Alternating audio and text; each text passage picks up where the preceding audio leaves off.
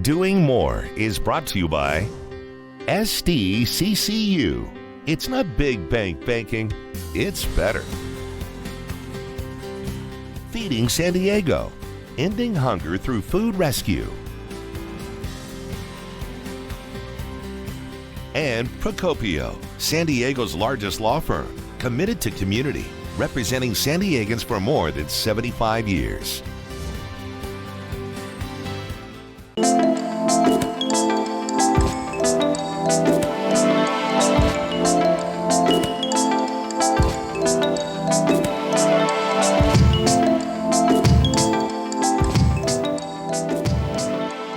Welcome to Doing More. I'm Erica Cardenas. As our global population continues to grow, it's never been more important to build a more diverse, equitable, and inclusive culture. While we nationally commemorate Pride Month during the month of June, the LGBTQIA+ communities also come together to celebrate the freedom of being themselves. Pride Month is a time when people gather in observance of the struggles that have been affecting a community for decades. It's a time to celebrate as a community in overcoming discrimination and prejudice. Most Pride events take place each year in June, although some cities hold their celebrations at other times of the year. And an organization that truly understands the importance of engaging, embracing, and empowering is 1 in 10. It's an organization where youth are being nurtured, challenged, and are being raised for tomorrow's future. Take a look. 1 in 10 was founded in 1993 as really a grassroots place, a safe space for LGBTQ youth and young adults.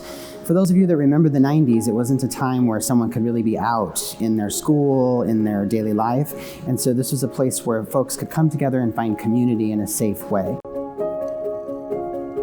Fast forward to today, 1 in 10 is still doing the same thing, providing a safe space. Now, we've also are providing so many other programs as the face of the LGBTQ community has changed. Now, fortunately, youth are coming out earlier and earlier, and that's a beautiful thing, but it also means that some of them are perhaps experiencing homelessness because of family rejection or other challenges that they may have. 1 in 10 is here for them and able to walk beside them on this journey to ensure that they become the best adult that they can be. Some of the services that 1 in 10 youth and young adults receive really run the gamut. I always like to remind people that a 1 in 10 youth looks like any youth. They could be taking the city bus and light rail for hours to get to our downtown Phoenix Youth Center just so they can take a safe shower, get clean clothes, food, and basic necessities.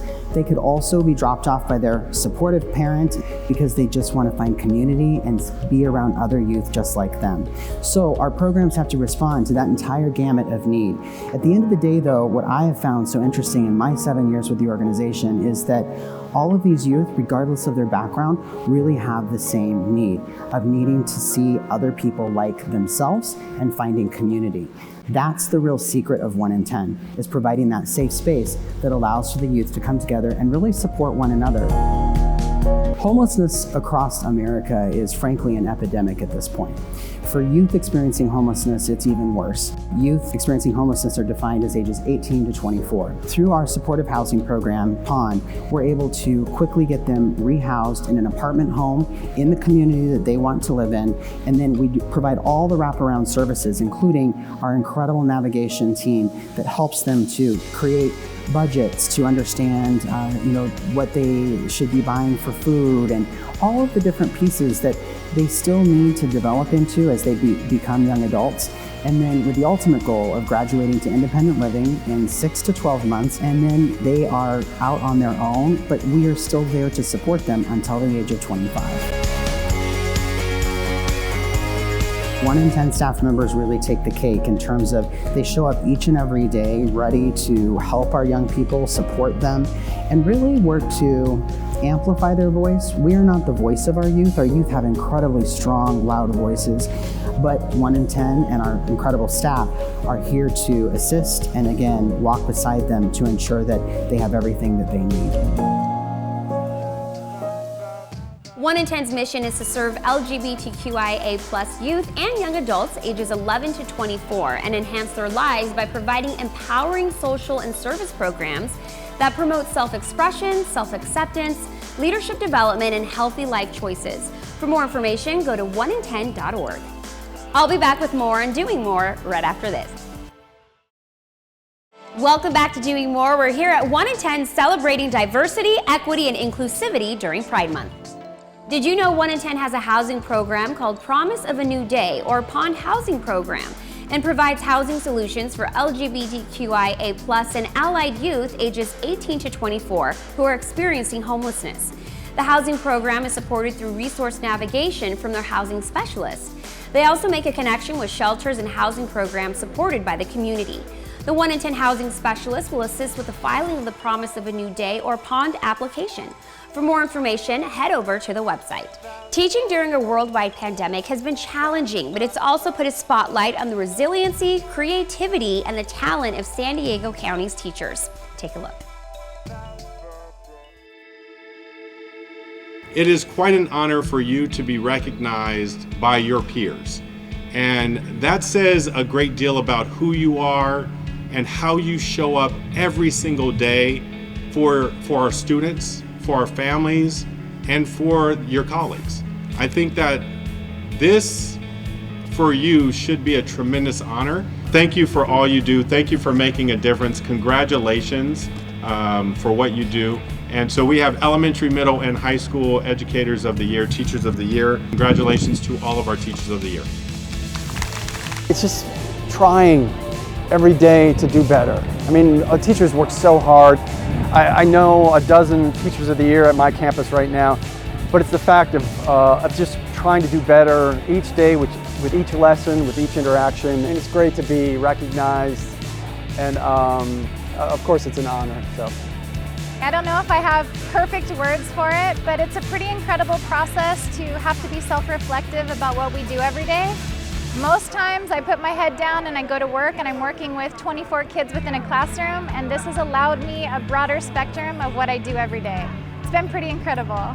Still a little bit overwhelmed, maybe a little bit surprised. You know, you don't go into teaching for awards, you go into teaching because you sincerely believe you can make a difference in young people's lives, and that's kind of what got me into the field in the first place. I really like the fact of communication, of teaching communication, and so the students can tell their stories, right? And that's really important, and we want to tell their stories, and we want them to be able to tell their stories effectively. I think that the balance between teacher and parent could be valuable moving forward as we start to modify the way education works for all of us, for all students to reach their highest potential. You know, I have students who come in and they make it real clear to me on those first couple days they don't like science or they haven't done well, and I just look at them and say, hey, that's okay. I'm going to help you. I'm going to make you successful. What keeps me coming back is just learning more about myself in the classroom. And as I learn more about myself, I can share more about myself with my students, and I can open up more and care more and love more and teach more by example. Teaching is just one of those things that if you have a heart for it, you've found your place, and I have found my place. I get to help little people realize what it means to learn something for the first time, and that's something like reading that will be with them for the rest of their lives. We really do this job because we want to. We're not just placeholders filling in. Every teacher I know, they want to show up, they want to help their students be successful. And I just want everyone to remember at the core, that's what teaching is all about. We traveled to Kansas City and visited Giving the Basics, where they bring dignity, health, and opportunities to the community. Take a look. Here at Giving the Basics, we distribute out hygiene products to different organizations and schools in town. Hygiene products are not covered by government assistance programs, so you can't use SNAP or WIC or EBT to buy anything like soap or deodorant, body wash, toilet paper. So our hope is just that anyone in our community who's going without these items has access to them at any point in time, just so that they can lead a healthy and clean life. You aren't going to feel very good about yourself, and you're not going to feel confident or have self-respect if you're not clean and you don't have access to these items. So our hope is just that anyone who needs it can have access to it at any point in time. It makes a huge difference. Some of the clients that we serve who are food assistance recipients don't have the opportunity or the resources of the hygiene product that some of us do. So by having the products in-house, it just provide a different level of care to the clients that we serve. The other way that we kind of help our community is that a lot of the nonprofits that we serve already are purchasing things like hygiene products for their clients or people that they are serving. So if it's a shelter, they're housing these people, and so they need things like shampoo and conditioner and body wash for the people that are staying there. So then we're able to alleviate some costs for those other nonprofits that we serve so that they're not having to purchase those items. It's just 4 people on staff, and so we need as many volunteers as we possibly can. They do all of our work in our warehouse, and as you've seen, they just do a fantastic job. I've been volunteering here for quite a long time, and every single time I have a lot of fun. I keep coming back because it's always fun. They always have a lot of loud music playing, and it's just a good environment, and it just makes me feel a lot better knowing that I'm helping out people that need it. I volunteer at Giving the Basics because I've come here a couple times and I've always had such a positive experience. It's a great environment, and I love helping out at an organization that goes to such a good cause and helps families in our community. The second way to help is you can host a dignity drive. So we bring out these big barrels out into your business or your work or your school or your church. We drop them off, we make it super easy, and we collect hygiene products that way through different various outlets and drives. And then the third way to help is financial donations. All financial donations go straight to product purchases. I own a dental practice in town, and we've decided as our office to monthly supply Giving the Basics with toothbrushes and floss because we feel very passionately about people having clean teeth and can't imagine those in need going without, and it's our small contribution to Giving the Basics, and it's been a lot of fun. There are a couple of different ways to reach our organization. Our website is givingthebasics.org/Wichita. You can find all of our information about drives, about volunteering, about donating on there, as well as who we serve.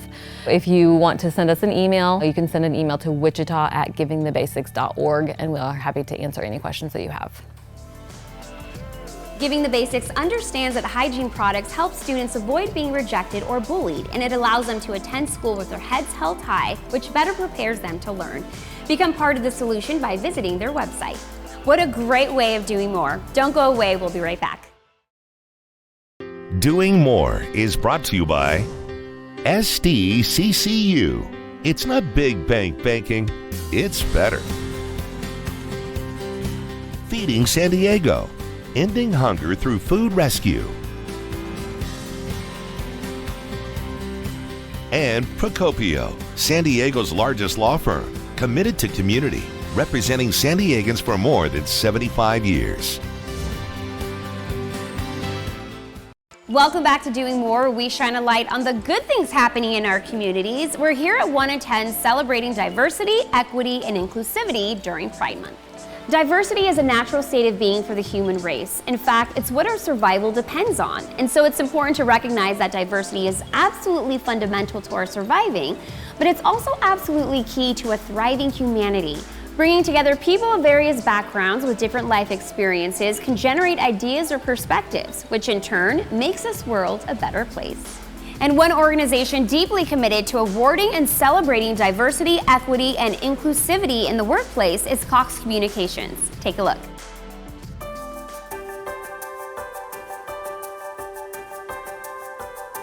In the 100-plus year history of Cox Communications, the company's always had a strong commitment to inclusion, diversity, and equity. And back in 2014, we decided to take that to the next level in our Las Vegas market by creating the Cox Diversity Scholarship Program.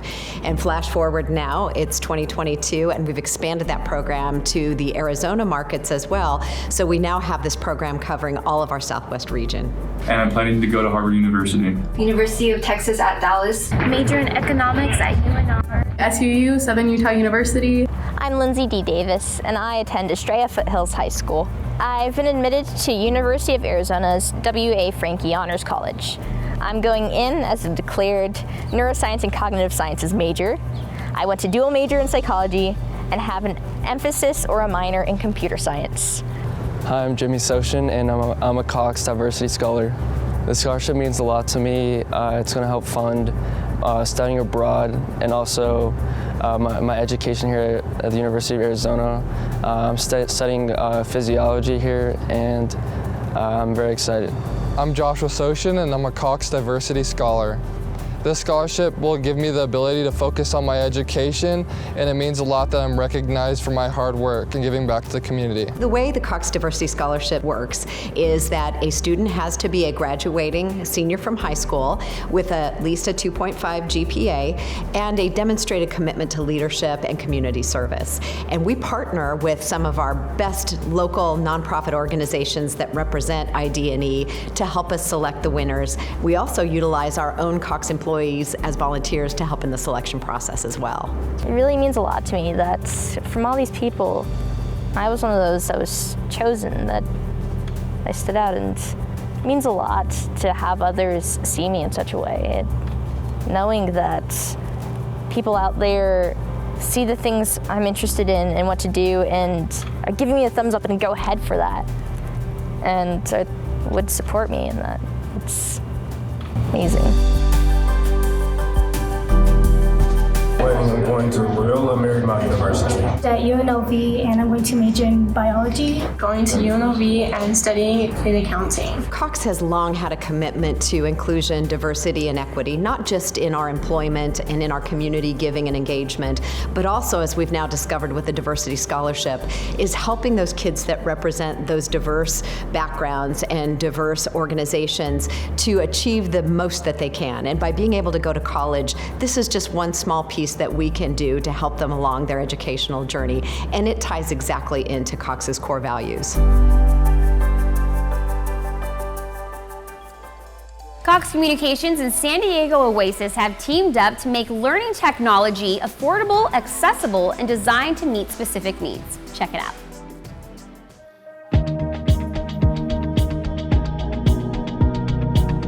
Cox and San Diego Oasis have partnered for a number of years now. We've got a great relationship. I know that here at Oasis, they are really passionate about making sure that their population is up to date on current technology. The application should look like a little pin. So the Cox Tech Tank came about after a lot of discussions about how we could tailor support for older Americans.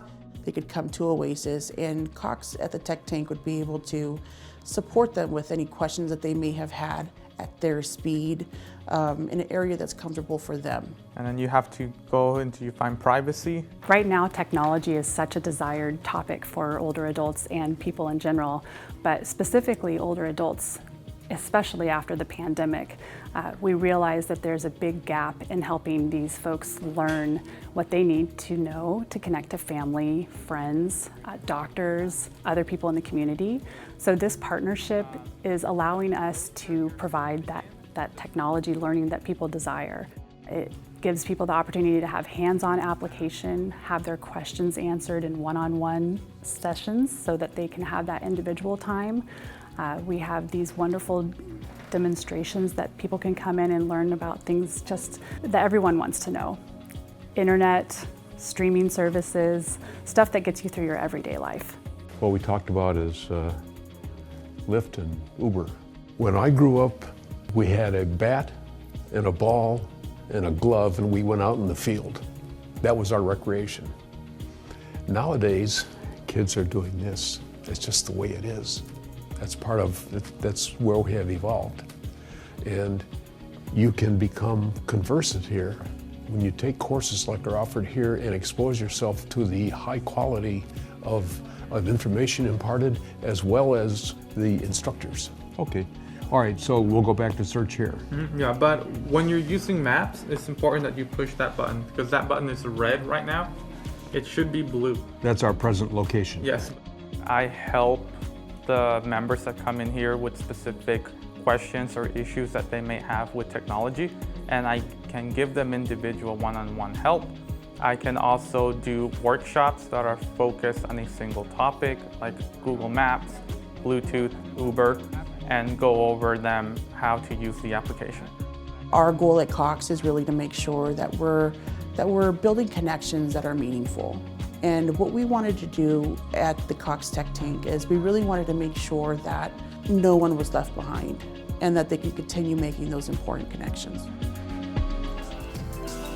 Don't go away, we'll be right back. Feeling inspired? To watch more uplifting stories from doing more, visit yourview.com. Welcome back to Doing More. We're here at 1 in 10 celebrating diversity, equity, and inclusion during Pride Month. Our final stop was at the Joy Bus, a nonprofit whose sole purpose is to relieve the daily struggles of people with cancer by delivering a fresh and healthy meal. Oh my gosh, this looks so good. We love coming here for breakfast or lunch. We do too. I wonder how long we've been coming here, maybe 6 years or so? How did you find this? Well, my brother Steve, who's a cancer survivor, located on Yelp when he was here visiting from Indiana. Loved it, told us, the rest is history. We're here as often as we can get here. Well, the nice thing is this is really more than a meal. You know, you get the home visit, obviously, from the volunteers bringing the food, but they spend a little bit of time with you. It's kind of inspirational, it's encouraging.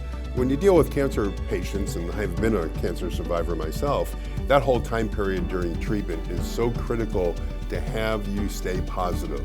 And that's what this home visit does. And we're both cancer survivors, and we know every time we come here, we're actually helping fund that great project. It's really great what she's been able to do, especially during COVID times when she had to close the diner, which helps support her program. But she kept her meal delivery program going with her volunteers, and in fact, grew it immensely during COVID. And now she's reopened the diner. She takes care of over 100 patients a week right now. Yeah, well, if you haven't heard the good news, there's an expansion plan. A new home for the Joy Bus Diner. It's 4,000 square feet, it's really close by, and because of that, we're gonna probably have 300 meal visits a week. And this project, as I understand, is gonna triple that. And with the community partnerships, the larger kitchen, larger pantry, Jennifer and her volunteers are going to be able to do up to 2,500 meals a week. And then Jennifer, of course, is now creating something brand new. It's an organic food pantry for cancer patients, and she's always wanting to give back, so Jennifer is going to actually create a new culinary training program for young adults who have also been affected by cancer. It's incredible. It's amazing how this has grown in a mere 10 years. Oh. From her 2 friends she was delivering meals to who were suffering from cancer to what we have now, and her dream of growing it so much bigger. The Joy Bus Diner really does need our help to do all this amazing work. It's going to take businesses, individuals, foundations to fund this project. Well, we clearly have a lot of work to do, so eat up and let's get to work. But remember what Jennifer always says. Make it happen!